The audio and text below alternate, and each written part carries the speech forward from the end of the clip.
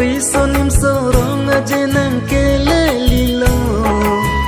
rong purong ling cheng so cheng piar mungang tong ta do bom lo chudam ta nga sengkan lam chak li chi pita nang seng ve do lang ma ve lo na chak chi ting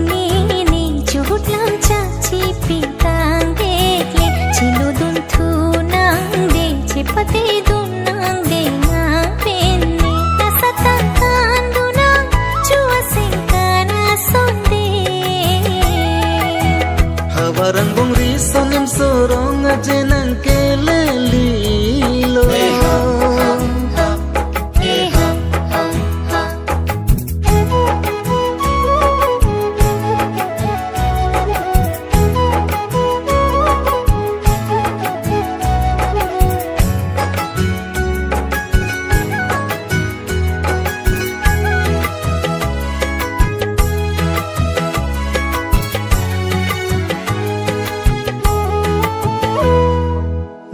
sini pe kok le tin deng lo te tang dor de ne sarti ke siripre le roi jang sayar ki saro long lo te ang dia ling sing ve ta klem pune sing ve ya kang hon te do pe me nang phan si pa jir ji pa nong lo de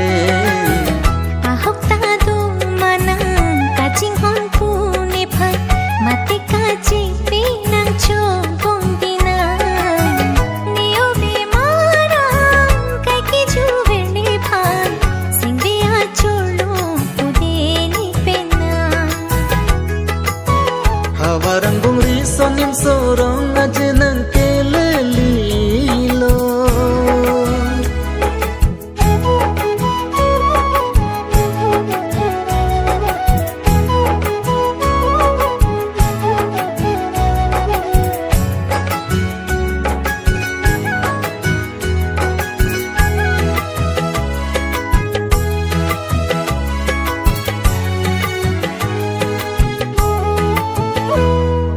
rana mahir jume ta long jide seng ve achor a hok lo itum ke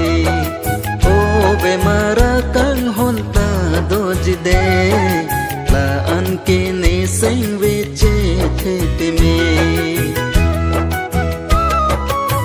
sing kreng mun ta jong ke nang rindi lo humri po nang rindi de ni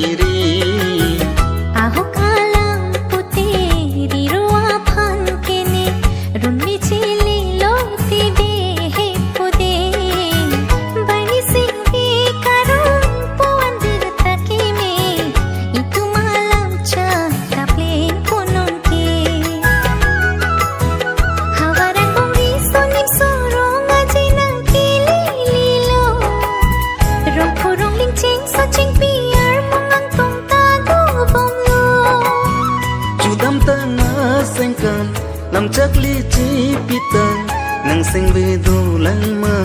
ve lo na